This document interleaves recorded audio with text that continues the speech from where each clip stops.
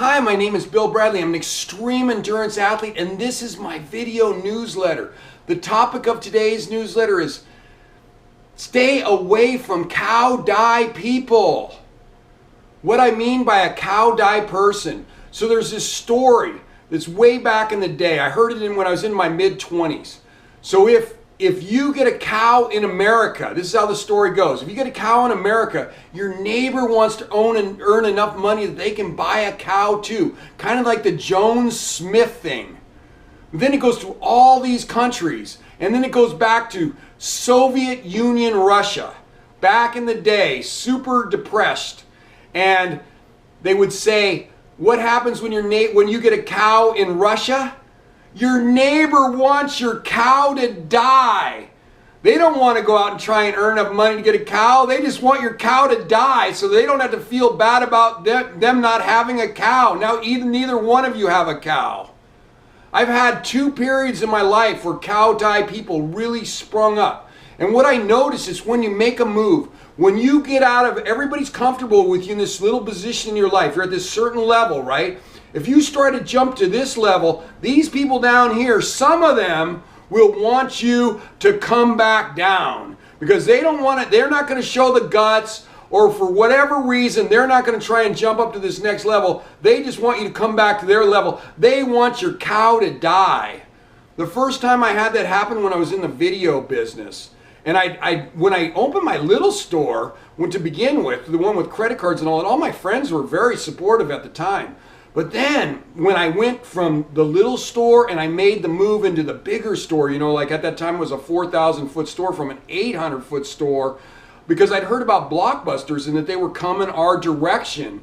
And I did it to survive to begin with. I felt there was no choice.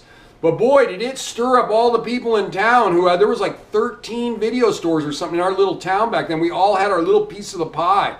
But when I went for the big store and the big piece, boy, man, that was it. All I kept, my distributor who would talk to everybody and sell movies to everybody would tell me how all these people basically wanted my cow to die. They did not want me to succeed at all. And who could blame them? It was survival for them, but it was also survival for me. And I was just moving to the next level. But them, rather than go to the next level and open a big store too, they just wanted me to fail or to quit on this. And so I heard my God, my distributor would tell me all these things that they would say about me, all this negative stuff. And I finally had to tell her, I said, please, don't tell me anymore. I have to do this, So I got away from those cow die, just by telling my distributor not to talk to me. The next time I had it was when I started doing the extreme events. So I had been doing, Ironmans and marathons, and I had a group of friends, and we had a club, and we all kind of did it, and we all hung out.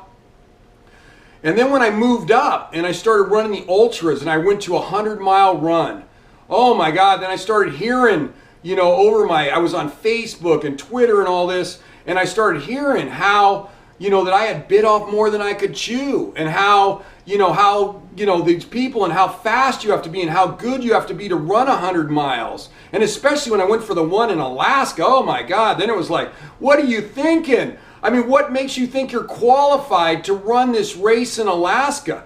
You have no qualifications.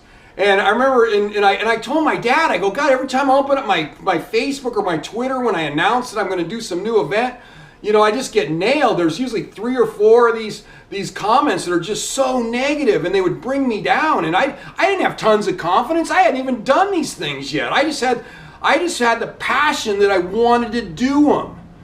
And so I told my dad, and he goes, Bill, you know what I would do? Quit reading them. I said, that's so brilliant. So every time I would get a negative comment, and I have no idea if this is healthy or not, but man, it sure made me feel good. I just took them off of my Twitter or my Facebook. I said, hey, if you got negative stuff to say, tell it to somebody else. I want somebody who's going to tell me that my cow is going to kick ass. I don't want cow die people. I hang around people when I come with a crazy idea that I want to do something. I go to somebody I know that's going to go, you can do it, Bill. I know you can do it. You can go 3 times around the moon while holding your breath. You can do it. Those are the people I hang around now. I hang around cow kick-ass people. Anybody who's going to tell me every reason why I can't do something, you know, I've turned them into small dose friends. People I say hi to, small doses. You see them periodically, but I'm not hanging around them on a regular basis to get that dose of cow dye. Those people, they don't feel great about their life. They're not willing to go to the next level, and they will do anything they can to try to hold you down. Now, if it's a relative or your wife, ooh, that's trickier. You'll have to figure it out on your own. I'm out of wives. So anyway, hopefully that helps you. Just remember, surround yourself with people who want your cow to kick ass. If you're interested, you can follow me on Facebook or Twitter. I'm also subscribed to my YouTube account too, and you'll get these regularly. You'll be the first one to see them. And if you have any questions, email me at epicbillbradley@gmail.com and give me a couple weeks to get back to you. And if you're interested in having me talk to your company, your team, your group, your organization, I would really like that. Email me also at epicbillbradley@gmail.com. Thank you very much.